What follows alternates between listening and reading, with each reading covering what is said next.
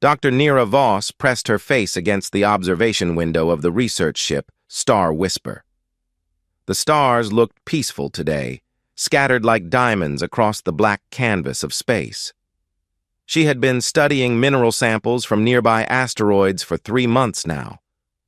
Her people, the Villani, were known throughout the galaxy for their peaceful nature and scientific curiosity. The Star Whisper was not a military vessel. It carried no weapons, only research equipment and a crew of 12 scientists. Nira loved her work, mapping new star systems and cataloging the resources they contained. The outer rim of the Kepler sector was mostly unexplored, making every day an adventure. Dr. Voss, you need to see this.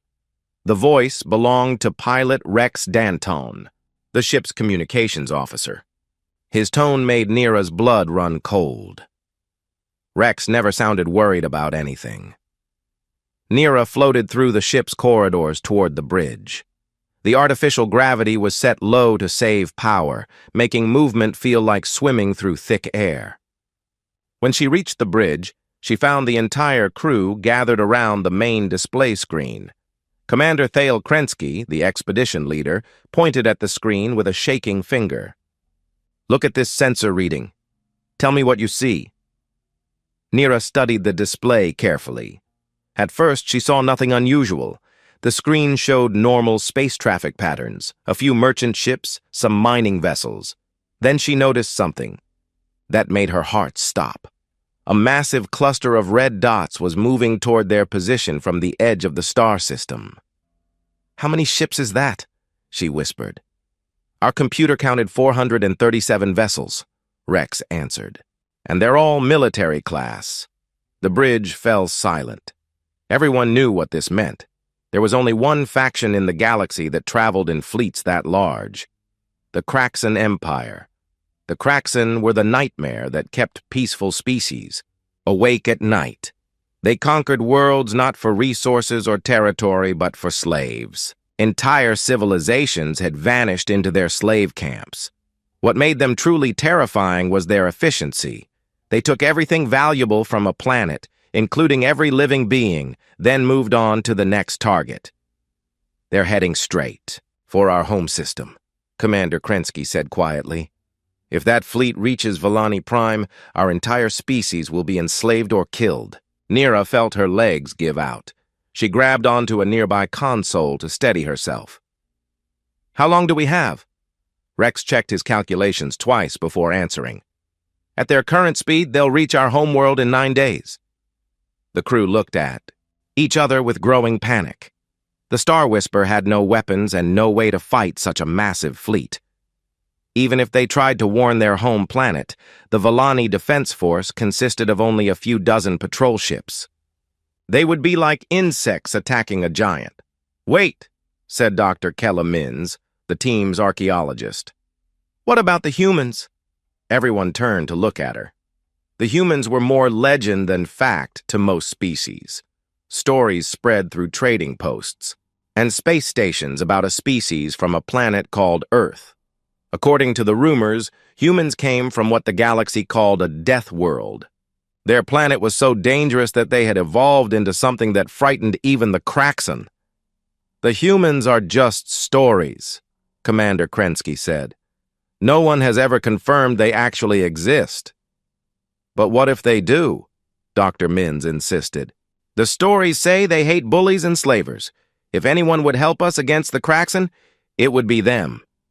Rex was already working at his communications console. "I've been tracking radio signals for months. There have been some very strange transmissions coming from the direction of what traders call the Sol system.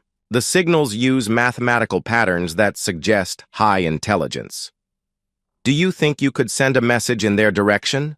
Nira asked. "I could try," Rex said, "but I don't know their language. I would have to use universal mathematical concepts and hope they understand we need help."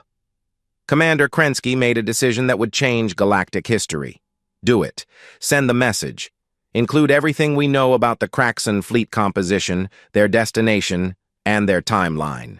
If humans really exist, and if they're really as dangerous as the stories say, Maybe they'll care enough to help. Rex began composing the message while the rest of the crew watched the Kraxan fleet grow larger on their sensors. The enemy ships were maintaining perfect formation, a sign of military discipline that made Nira's stomach turn. She had studied enough history to know what happened to species that caught the Kraxans' attention. "Message ready," Rex announced. "I'm sending our complete sensor data about the Kraxan fleet, our planet's location, and a plea for help. I'm also including what little we know about Kraxan tactics and weaknesses."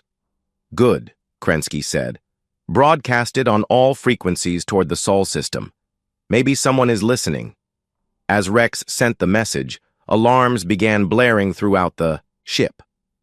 The sensor display showed 3 Kraxan interceptor ships breaking away from the main fleet and heading directly toward the Star Whisper. "They've detected us," Krensky said grimly. "How long before they reach us?" 12 minutes, Rex answered while continuing to transmit the distress signal. The crew knew they were going to die. The Star Whisper had no shields, no weapons, and no chance of outrunning military vessels. But they also knew their deaths might serve a purpose if the message reached someone who could help their people. "Keep transmitting until the very last second," Krensky ordered. "Maybe the humans will hear us. Maybe they'll care." The Kraxan interceptors grew larger on the screen with each passing minute. Nira could see their weapons charging, bright energy, signatures that meant death for everyone aboard the research ship. She thought about her family back on Valani Prime, probably sleeping peacefully while unaware that their world was about to be invaded. "Signal sent," Rex announced. "It's racing toward the Sol system at light speed. If anyone is out there, they'll know what's happening here. The first Kraxan ship opened fire." Energy beams tore through the Star Whisper's hull like paper. Emergency lights flashed as the ship's systems began failing one by one. Nira felt the artificial gravity cut out, leaving her floating helplessly in the air. Everyone to the escape. "Pods!" Krensky shouted over the sound of exploding equipment. "Maybe some of us will survive to see if help comes." Nira pushed herself toward the nearest escape pod as the ship shook apart around her. Through a crack in the hull, she could see the Kraxan ships moving closer, their weapons ready to finish what they had started. But somewhere in the vast darkness of space, a message was traveling toward Earth, carrying the desperate hope of an entire species. The last thing Nira saw before her escape pod ejected was the Star Whisper exploding in, a brilliant flash of light. The ship and most of her friends were gone, but their final act might have saved billions of lives. If the humans were real, and if they cared about justice, maybe the Valani had a chance. As her pod drifted away from the wreckage, Nira whispered a prayer to whatever forces might be listening. She prayed that somewhere in the galaxy, someone had heard their call for help, someone strong enough to stand up to the Kraxan Empire, someone willing to fight for strangers they had never met. The Kraxan fleet continued toward Valani Prime, unaware that their surprise attack had just triggered something that would change the balance of power in the galaxy forever. Admiral Marcus Kane stood in the command center of the Earth Defense Force flagship Retribution. The massive ship was humanity's most advanced warship, bristling with weapons that could crack planets in half. Kane had spent 40 years defending Earth's interests across the galaxy, and he had never seen anything quite like the message that had just arrived. "Play it again, Colonel," Kane said to his tactical officer, Colonel Eva Cross. The recording filled the command center with sounds of panic and desperation. An alien voice spoke in broken universal language, describing a massive fleet heading toward their homeworld. The message included detailed sensor data about ship types, weapon signatures, and projected attack patterns. "The transmission came from the Kepler sector," Colonel Cross reported. "Our computers have analyzed the signal and confirmed its authenticity. This isn't a fake distress call." Captain Jake Morrison, Kane's most trusted ship commander, leaned over the tactical display. "Admiral, I know that fleet composition.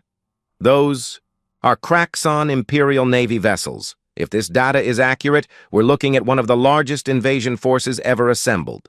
Kane studied the numbers on his screen. 837 ships, including 12 planet-killer dreadnoughts. It was enough firepower to sterilize an entire star system. The Kraxon were known for their efficiency in conquest, but this seemed excessive even for them.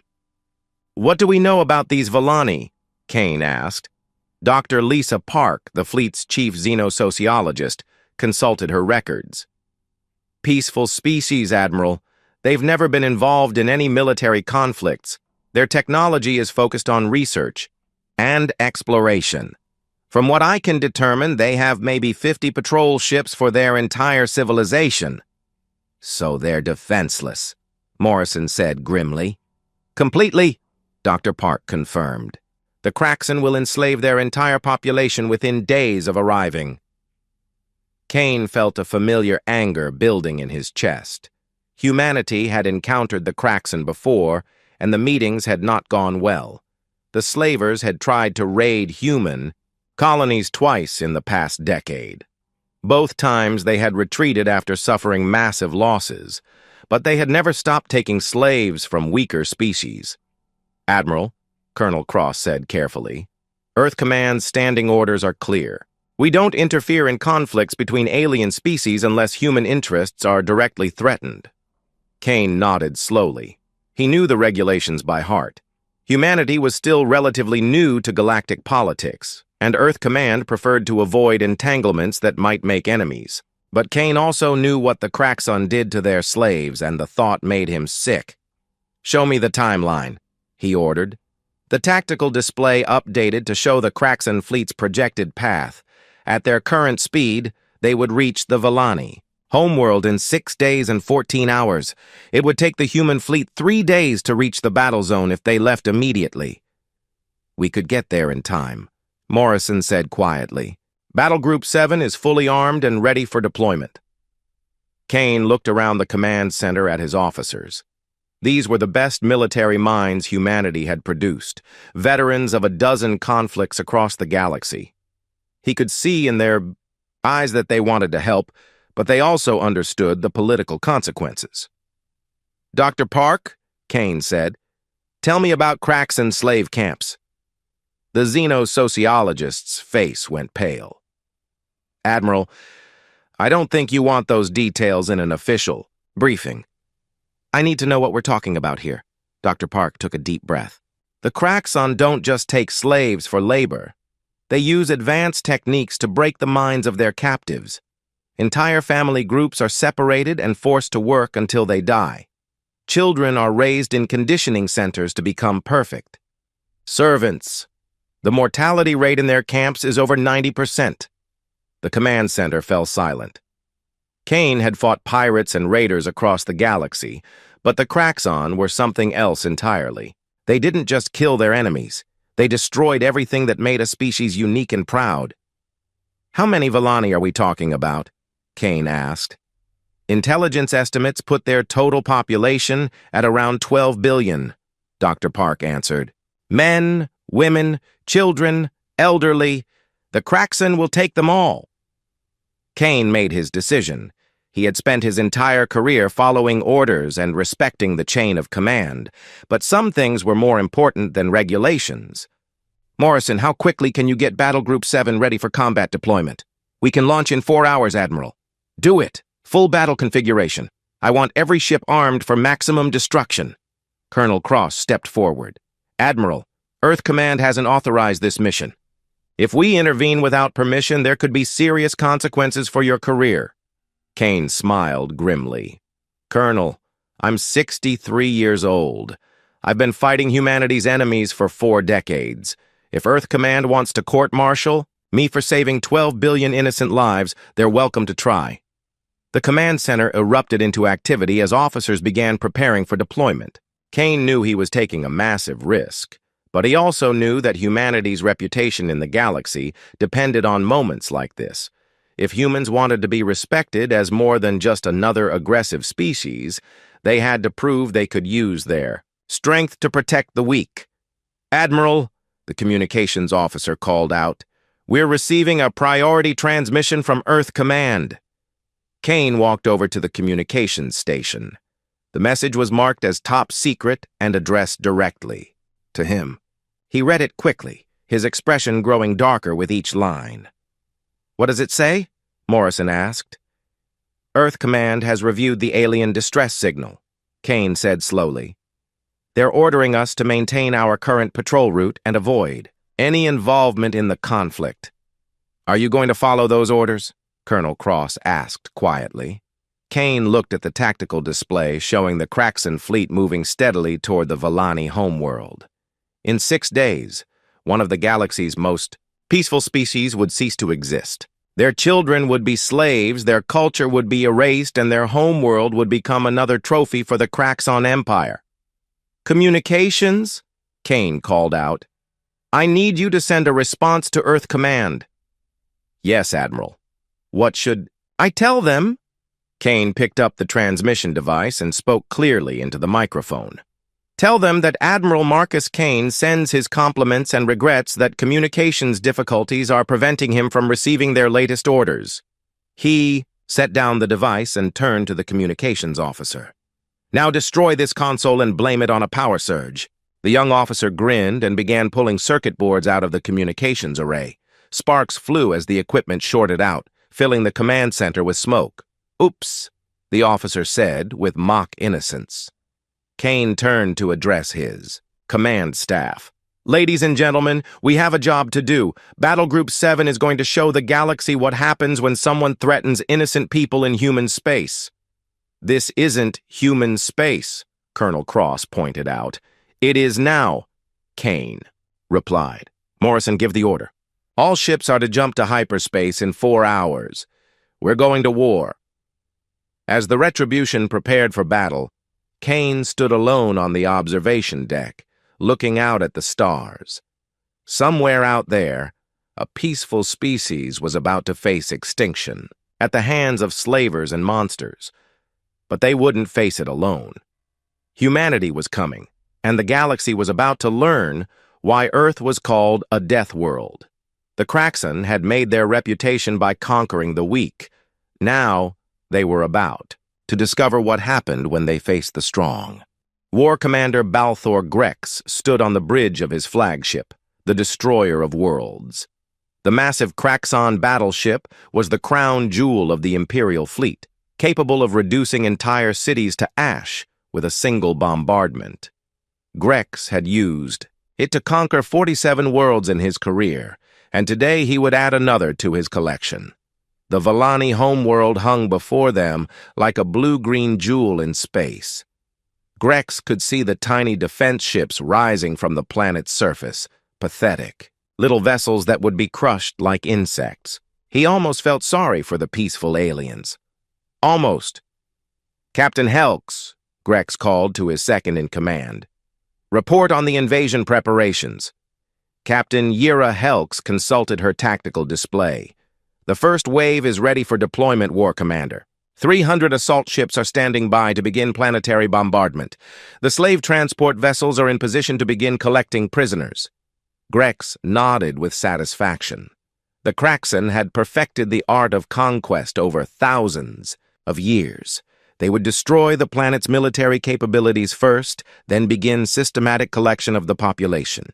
Within a week, every Vallani would be processed and shipped to slave markets across the galaxy. "What about their defense force?" Grex asked. "Minimal resistance expected," Helks replied. "Intelligence shows they have 53 patrol ships, all lightly armed. Their technology is at least a century behind ours. This will be the easiest conquest of the year." Grex smiled, revealing rows of sharp teeth. The Kraxan were natural predators, evolved from pack hunters on their harsh homeworld. Conquering weaker species felt as natural as breathing to them. The Vallani would make excellent slaves. They were intelligent enough to be useful, but peaceful. Enough to be easily controlled. "Begin the assault," Grex ordered. "I want this planet pacified within 6 hours." As the Kraxan fleet moved toward the planet, escape pods drifted through the wreckage of the destroyed research ship Star Whisper. Most of the pods were empty or contained only bodies, but a few survivors had managed to escape the destruction. Dr.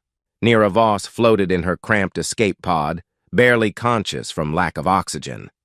The pod's life support systems were failing, and she knew she had only hours to live. Through the small porthole, she could see the Kraxon fleet in the distance, their ships dark against the stars. Suddenly, her pod shook as something large grabbed it from outside. Nira felt herself being pulled into a docking bay, and she heard the hiss of atmosphere being restored. The pod's hatch opened with a bang, and she found herself looking up at two figures in strange uniforms. "Easy there," said a calm voice. "You're safe now." The speaker was unlike any alien Nira had ever seen. He was tall and muscular, with pale skin and short brown hair. His companion was smaller and darker, with intelligent eyes that seemed to take in everything at once. They moved with a predatory grace that reminded Nira of the hunting animals from her homeworld. "I'm engineer Tom Bradley," the first figure said. "This is scientist Anna Reeves. We're from the human survey ship Pioneer. We picked up your pods. Distress beacon. Humans." Nira's heart raced as she realized she was looking at members of the legendary Deathworld species. They looked almost normal, except for something in their eyes that suggested barely controlled violence. "My people," Nira gasped.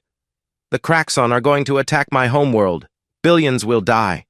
Tom and Anna exchanged glances. "How many ships? In their fleet?" Anna asked.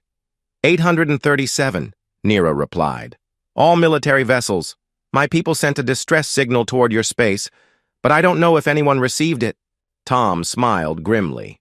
"Oh, someone received it all right. Admiral Kane has been looking for an excuse to hit the Kraxon for years. If I know him, Battle Group 7 is already on its way." Meanwhile, on the bridge of the Destroyer of Worlds, the Kraxon assault was proceeding exactly as planned. The first wave of attack ships had overwhelmed the Vallani Defense Force within minutes. The tiny patrol ships had fought bravely but uselessly against the superior Kraxon technology. "Excellent work," Grex told his officers. "Begin bombardment of their military installations. I want their government to surrender within the hour."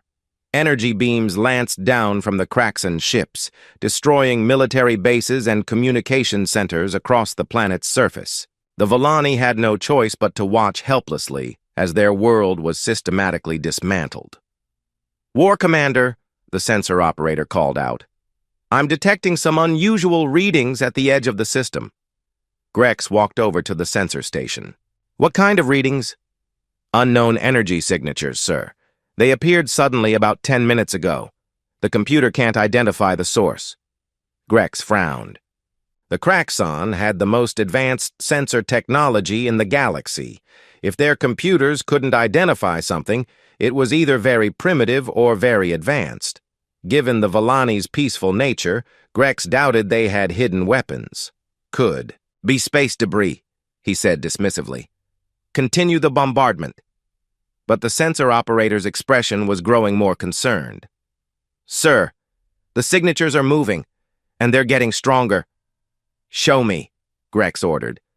The main display screen shifted to show the edge of the star system. At first, Grex saw nothing unusual. Then, gradually, shapes began to appear out of the darkness of space. Ships. Lots of ships. Ships that looked like nothing in the Kraxon database. "How many vessels?" Grex demanded. The sensor operator's voice was shaking. 47 ships. War Commander. All of them appear to be military class. And, sir, they're big." Grex stared at the display in confusion. Where had these ships come from?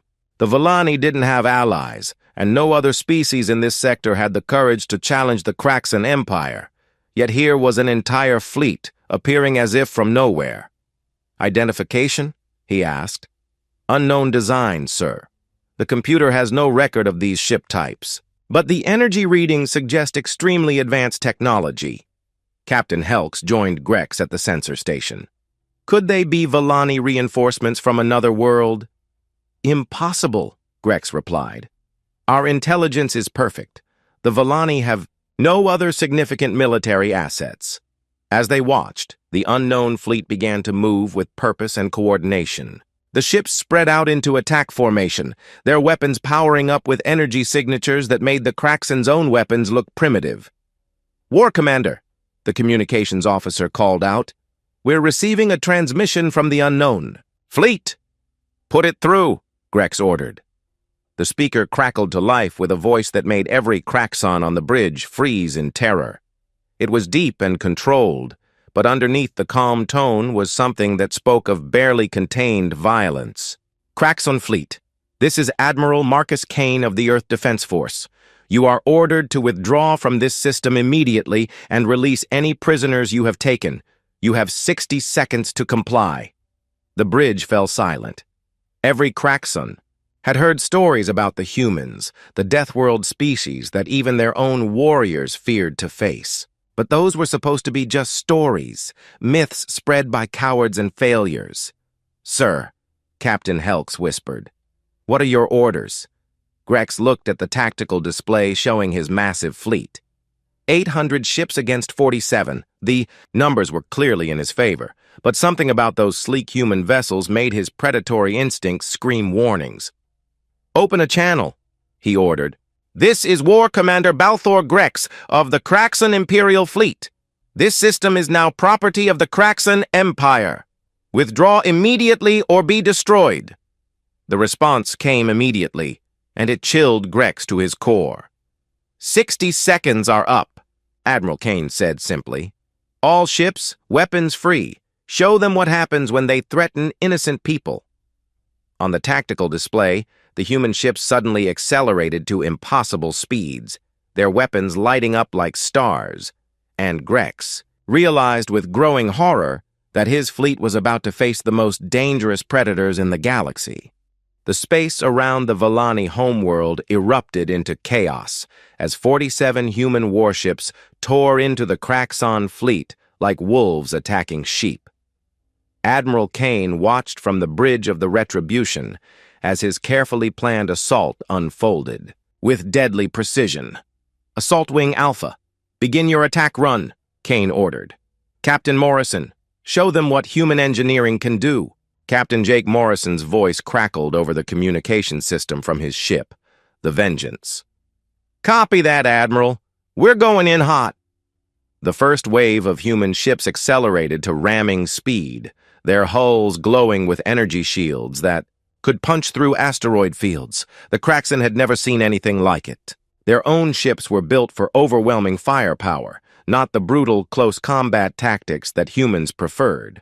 Colonel Eva Cross monitored the tactical display from her position at Kane's side. "Admiral, the Kraxon are trying to form a defensive wall. They're not used to enemies that actually want to get close to them." Kane smiled grimly. "That's because they've never fought a Deathworld species before. Humans don't run from fights. We run toward them." On the other side of the battle, War Commander Grex watched in horror as human ships smashed through his defensive formations like they were made of paper. The Kraxon had superior numbers, but the humans fought with a savagery that defied all military logic. "They're ramming our ships," Captain Helks screamed. "Who rams a battleship?" "Humans," Grex said quietly, finally understanding what his fleet was facing. "Order all ships to maximum defensive spread. Don't let them get close." But it was already too late. The human ships moved like living creatures, dodging between Kraxon vessels and striking at weak points with surgical precision. Every human attack seemed designed to cause maximum damage while exposing their own ships to minimal risk. Commander Beth Torres led Stealth Wing Beta around the Kraxon fleet's flanks, her ships invisible to enemy sensors until the moment they opened fire. The Kraxon suddenly found themselves under attack from 3 directions at once, their formation crumbling under the coordinated assault. "Torres here." Her voice came over Kane's communication system. "We've broken through their rearguard, beginning attacks on their command ships." Kane felt a surge of pride as he watched his officers execute the battle plan flawlessly. This was what humans did best. They adapted, they improvised, and they never gave up. The Kraxon might have superior numbers, but they were predictable. They followed standard military doctrine, while humans wrote their own rules. "Sir," the sensor operator called out, The Kraxan are trying to use Volani civilian ships as shields. Kane's expression darkened. Chief Hayes, can you target their weapons without hitting the hostages? Chief Tactical Officer Ryan Hayes worked frantically at his console. Affirmative, Admiral. I've got firing solutions that will disable their ships without harming the civilians. Execute. The Retribution's main guns fired with pinpoint accuracy, surgically removing weapons systems from Kraxan ships while leaving their hulls intact. The precision was beyond anything the Kraxan thought possible. How could these humans target individual components on a moving ship in the middle of a battle? Lieutenant Dan Cooper led a boarding party onto a disabled Kraxan battleship, demonstrating exactly why humans were feared across the galaxy. The Kraxan crew fought desperately, but they had evolved as pack hunters. Humans had evolved as persistence predators, creatures that never stopped hunting until their prey was dead. Cooper moved through the Kraxan ship like death itself, his combat armor absorbing enemy fire while his weapons cut through anything in his path. The Kraxan Marines were larger and stronger than humans, but they lacked the cold fury that drove human soldiers in combat. Cooper to Admiral Kane. The lieutenant's voice came over the radio. Ship secured. The Kraxan crew is surrendering. Good work, Lieutenant. Are there any Volani prisoners aboard? Negative, sir, but I found something interesting in their computer systems. They're not just here for slaves. They were planning to strip mine this entire system after they finished with the population. Kane's jaw clenched with anger. The Kraxan weren't just slavers. They were planet killers, locusts that consumed everything in their path. No wonder the galaxy feared them so much. The tide of battle was turning decisively in humanity's favor. Human fighters, piloted by aces like Lieutenant Maya Singh and Captain Alex Turner, slipped past Kraxan defenses and began targeting the massive ship's weak points. The fighters were tiny compared to the Kraxan battleships, but they moved with inhuman precision and struck with devastating effect. Singh here. Maya's voice came over the radio. I've located their flagship, that big ugly one in the center of their formation. Copy that, Kane replied. All units, focus fire on the flagship. Let's cut the head off this snake. War Commander Grex felt his ship shudder under the concentrated fire from dozens of human vessels. His mighty destroyer of worlds, the ship that had conquered 47 planets, was being torn apart by enemies that shouldn't even exist. Damage report, he shouted. Hull breaches on all decks, an officer replied. Weapon systems are failing. Life support is critical. Grex looked at the tactical display showing his fleet in full retreat. Half of his ships were destroyed or disabled, and the humans showed no signs of slowing down. But he still had one weapon that could turn the tide of battle. Activate the planet killer, he ordered. Captain Helks stared at him in shock. Sir, that weapon will destroy the entire planet. We'll lose all the slaves. Better to destroy them than let the humans have them, Grex snarled. If we can't have this system, no one can. The planet killer was the Kraxan's ultimate weapon, a bomb that could crack a world's core and turn it into radioactive debris. It took 10 minutes to charge, but once activated, nothing could stop it. On the bridge of the Retribution, alarms began screaming as sensors detected the massive energy buildup. Admiral, Colonel Cross called out. They're charging some kind of super weapon. Energy signature suggests it's powerful enough to destroy the planet. Kane stared at the tactical display, his mind racing through options. The weapon was buried, deep inside the Kraxan flagship, protected by layers of armor and defensive systems. There was only one way to stop it, and that way meant certain death for whoever attempted it. How long until it fires? Kane asked. 9 minutes and counting, Cross replied. Kane looked around the bridge at his officers. These were the best people humanity had to offer, veterans who had followed him across the galaxy. He couldn't ask them to throw their lives away, even to save an entire planet. Admiral, Captain Morrison's voice came over the radio. I'm reading that energy signature. I can make a run on their flagship. Negative, Morrison. The mission parameters have changed. I'm taking personal command of the strike team. Sir, with respect, that's not your job. You're needed here. Kane smiled sadly. Jake, I'm 63 years old. I've had a good run. But those Villani have children who deserve to see tomorrow. He turned to Colonel Cross. Eva, you have command of the fleet. If I don't make it back, make sure the galaxy remembers what happened here today. As Kane prepared to sacrifice himself to save billions of innocent lives, the planet-killer weapon continued charging. In 8 minutes, the Villani homeworld would become a memory unless someone could reach the heart of the Kraxan flagship and stop the countdown manually. The final phase of the battle was about to begin, and it would determine whether humanity's first major intervention in galactic affairs would end in triumph or tragedy. Admiral Kane strapped himself into the pilot seat of a human assault shuttle, his hands steady despite the magnitude of what he was about to attempt. The planet-killer weapon aboard the Kraxan flagship had 7 minutes left on its countdown, and he was the only one close enough to stop it. Admiral, let me go instead. Captain Morrison's voice crackled over the radio. You're too valuable to risk on a suicide mission. Negative, Jake, Kane replied as he powered up the shuttle's engines. This is my responsibility. Besides, someone needs to survive to tell Earth Command what happened here. Colonel Eva Cross joined Kane in the shuttle at the last moment, along with Dr. Lisa Park and Marine Sergeant Will Foster. Kane looked at them with a mixture of pride and sadness. I ordered you to stay with the fleet, he said. With respect, Admiral, Cross replied. We don't abandon our commanding officer, especially not when he's about to do something incredibly stupid and heroic. Foster checked his weapons one final time.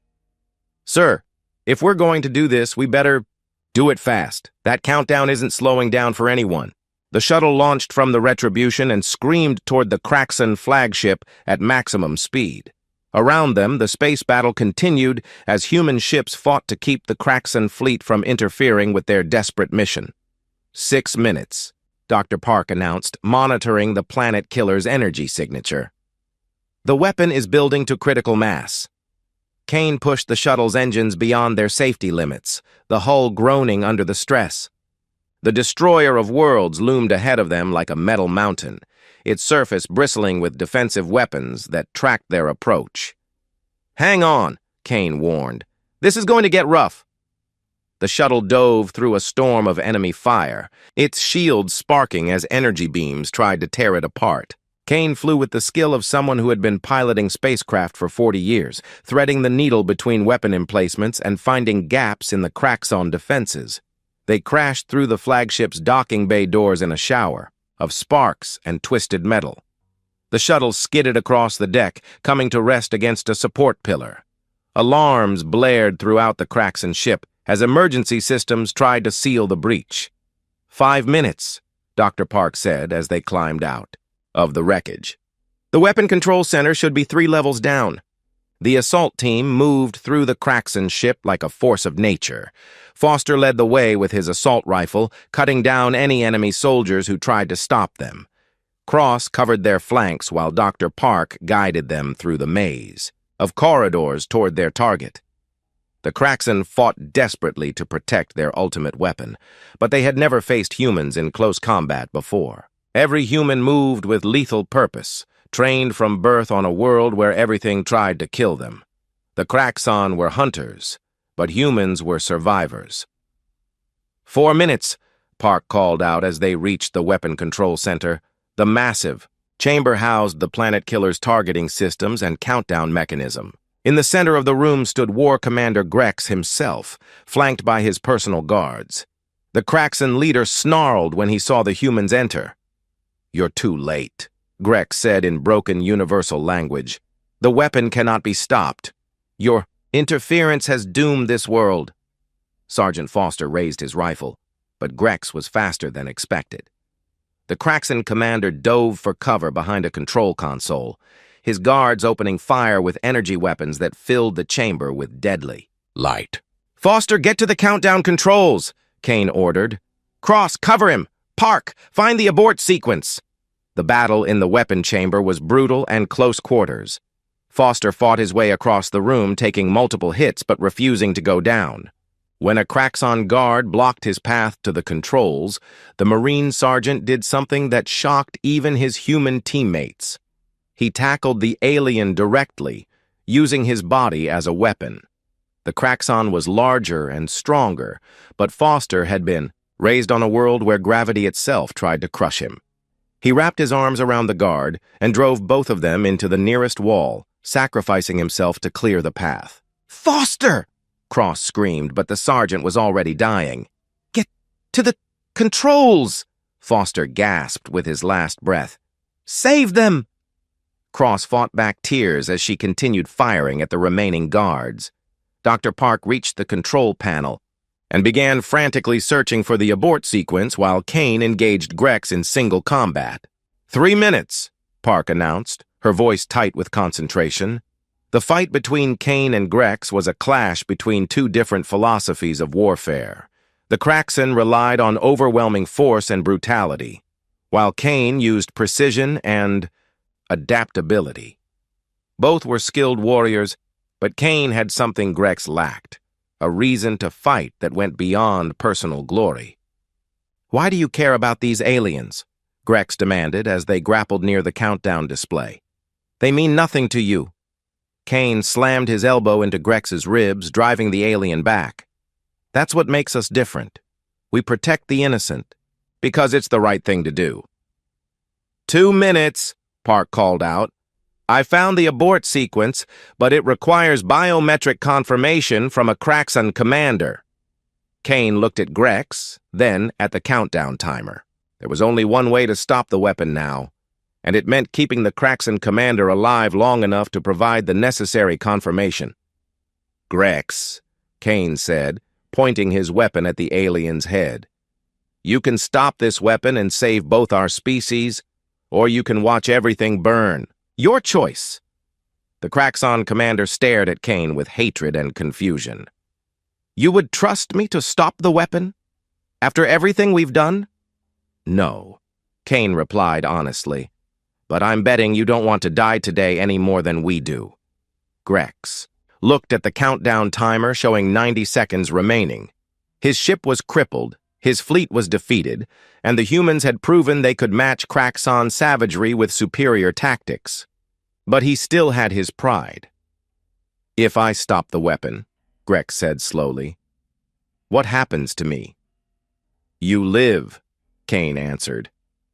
"You go back to your people and tell them what happens when they threaten innocent worlds in human space." Colonel Cross was wounded, but still fighting, holding off the last few Kraxon guards, while Dr. Park worked frantically at the control panel. The countdown continued its relentless march toward zero. 60 seconds, Park announced. Grex made his decision. He walked to the control panel and placed his hand on the biometric scanner. The machine beeped once, then displayed a new option. Weapon abort sequence activated. Dr. Park's fingers flew over the controls, entering the complex shutdown codes while the countdown timer reached 30 seconds. The planet killer's energy buildup began to dissipate, its massive power core cycling down to safe levels. "Weapon disabled," Park announced with relief. "The planet is safe." Kane slumped against a wall, suddenly feeling every one of his 63 years. Around him, the weapon chamber fell silent except for the sound of cooling machinery and distant alarms. "Why?" Grex asked quietly. "Why risk everything for strangers?" Kane looked at the Kraxon commander with something approaching pity. "Because that's what makes us human. We don't just protect our own. We protect everyone who can't protect themselves." Hours later, Kane stood on the bridge of the Retribution, watching the surviving Kraxon ships retreat into hyperspace. The battle was over, and the Vellani homeworld was safe. But the victory had come at a cost. Sergeant Foster was dead, along with dozens of other human soldiers who had given their lives for people they had never met. "Admiral," the communications officer called out, "we're receiving a transmission from the planet's surface." The main screen flickered to life, showing Dr. Nira Voss, the Villani scientist who had escaped the destruction of the Star Whisper. She was standing in what appeared to be the Villani capital city, surrounded by crowds of grateful civilians. "Admiral Kane," she said, her voice thick with emotion, "on behalf of my entire species, I want to thank you for what you've done today. You saved 12 billion lives, and we will never forget your sacrifice." Kane nodded respectfully. "Dr. Voss, your people sent out a call for help, and we answered. That's what neighbors do for each other. We would like to offer a formal alliance between our species," Nira continued, "and we want to establish a permanent defense pact. If humanity ever needs assistance, the Villani will be there." Captain Morrison joined Kane at the communications console. "Admiral, what do we tell Earth? Command about our unauthorized mission?" Kane smiled for the first time since the battle began. "We tell them the truth, Jake. We tell them that humanity just announced its presence on the galactic stage. And we tell them that from now on, anyone who wants to enslave or destroy innocent people will have to go through us first." As the human fleet prepared to return to Earth, word of their victory spread throughout the galaxy. The Kraxan Empire, for the first time in centuries, had been defeated by a smaller force. The mysterious humans from the Deathworld Earth had proven they were exactly as dangerous as the legends claimed, but more importantly, they had proven they were something else the galaxy desperately needed: protectors of the innocent, defenders of the weak, and the one species willing to fight for justice even when it cost them everything. The age of human involvement in galactic affairs had begun, and the universe would never be the same.